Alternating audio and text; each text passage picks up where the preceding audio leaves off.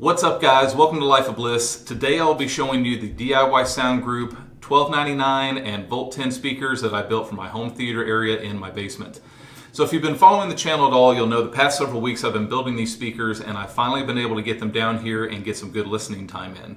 In this video I'm going to be going over the speakers themselves, doing some sound demos for you guys, giving you my overall thoughts on sound quality, and also at the very end I'll be showing you some screenshots of some measurements that I took with a UMic 1 and REW just to show you the frequency response of how the speakers did.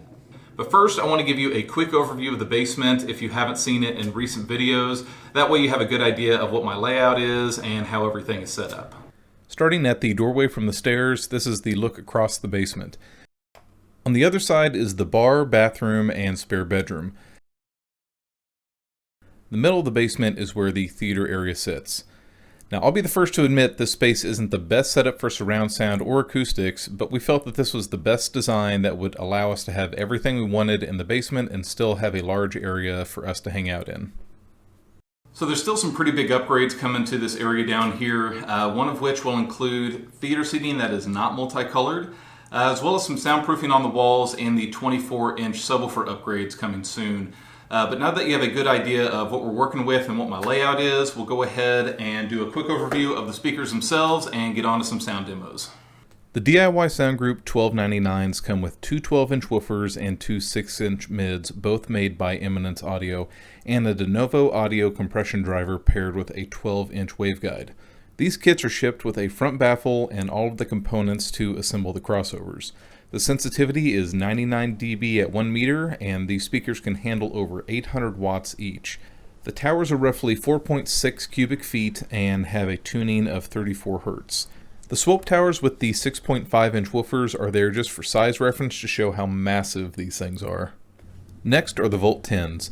These are 10-inch coaxial speakers with a compression driver that fires through a waveguide in the center of the cone. Like the 1299s, these are 8-ohm speakers, but the sensitivity is 95 decibels at 1 meter and power handling is rated at 450 watts. These can be built in either a sealed or ported configuration and are great options for surround or Atmos speakers due to their great off-axis response. To mount these on the wall, I used a French cleat system from Hangman. A bracket was mounted on the back of each of the speakers as well as on the wall where they would be hanging. I made sure to hit one stud for each of the brackets, but these should hold the heavy speakers with no issues. Here you can see how the bracket angles away from the wall and how the speaker sets into place. Now for some listening demos. All of the music was played back in stereo on the tower speakers, which were set to full range on the Yamaha RXA 3070. No subwoofer was used, and the only tuning that was done by the Yamaha room correction through the receiver. Also, all of the audio captured will be from the camera that will be set right back here by the listening position.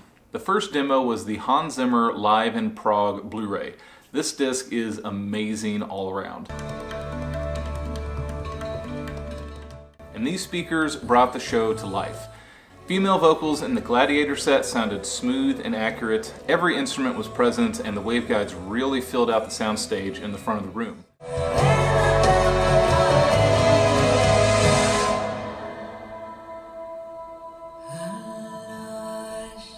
One thing I noticed was that these were extremely detailed speakers. Some may think that they come across as a bit harsh, but there were things that I noticed during my listening that I had never heard before.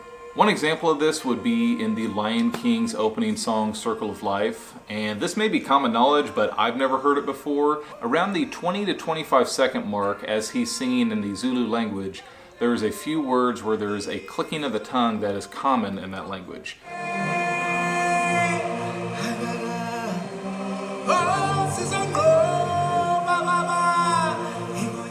So I thought that was pretty cool that I was able to hear that, and I've heard this song several times and I've never heard that in the past, so like I said, I was hearing some details that I had not heard before. Moving on to some of the heavier and faster tracks like the Dark Knight set, you really get a sense of how much mid-bass these can produce. With the four 12-inch woofers, these speakers felt effortless in reproducing a wide range of instruments with authority. Even without a subwoofer, the couch was slightly vibrating with all the upper bass notes.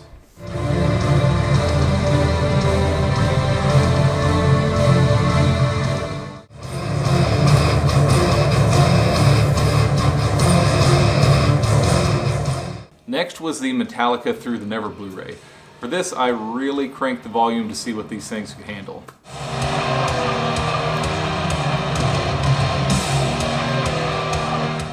Again, everything was extremely accurate, detailed, and still felt effortless in its delivery. The bass guitar came through better than I've ever heard, vocals filled the room, and you heard every cymbal and hi-hat crash.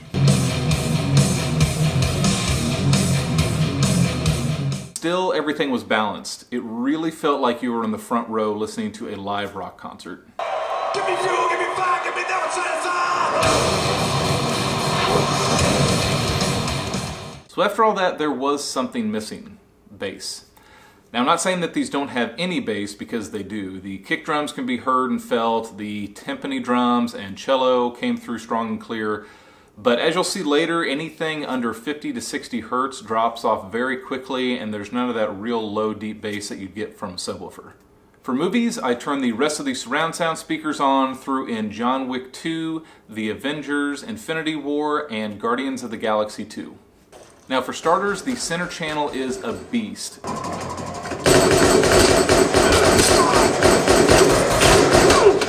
Vocals are clear and prominent. Even going from loud to quieter scenes, I had no trouble hearing voices at all.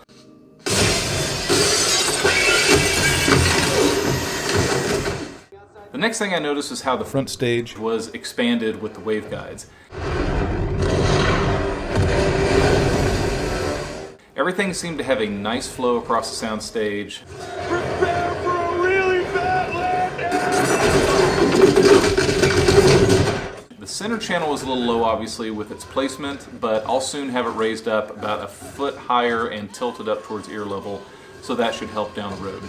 Now for the surrounds, the Volt 10s killed the surround effects. I've heard a few other systems that really impressed me with surrounds, and these speakers are in that category. I was a little nervous with how it would sound, with one speaker being so close and the other being almost 3 times the distance away.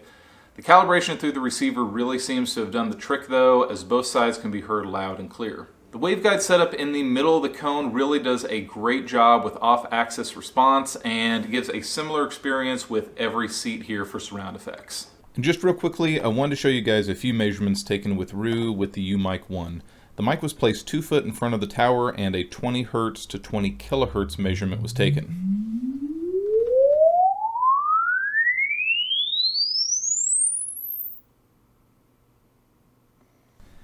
The same was also done with the sealed center channel.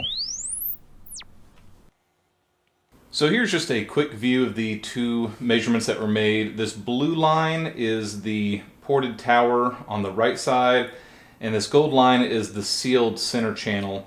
And this is from 20 hertz to 20,000 kilohertz. As you can see, everything is fairly flat throughout the frequency range. It dips down after about 18K, but it's fairly flat, especially for the ported box, right until about 5,000, and then gets a little funky there on the low end. It starts creeping up quite a bit. This is at 80 decibels here at this line, and it jumps up to about 85 decibels. It's got a little dip, and then after about 1,000 hertz, it jumps up quite a bit to over 90. And I actually found this interesting. If we change our graph here, we're going to go from 10 hertz to 1200 hertz.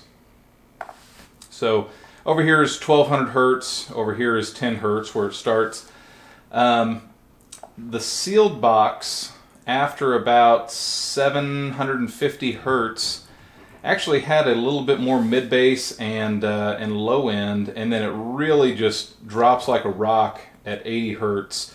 Whereas the ported box was actually a little more flat in response, and it dropped like a rock, but after about 60 hertz. Granted, it didn't have that higher output here. It was a more flatter response, so with a little bit of EQing, I'm sure both of those could look a little prettier. But again, I am very new to REW or Rue and taking these measurements and looking at all this stuff. So this is literally the first time I've really played around with it. I do need to get into a little bit more reading and learn as much as I can about it before I can have a better understanding of it, but I thought I would throw these graphs up there for you guys who are interested in this sort of thing.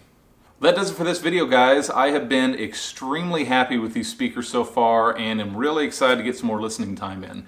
My next step from here is to get the Stereo Integrity 24-inch subwoofer boxes built and integrated into the system. I'm really excited to get that going because the 15-inch Ultimax subwoofer I have been using has not been able to keep up with my listening levels for quite some time now.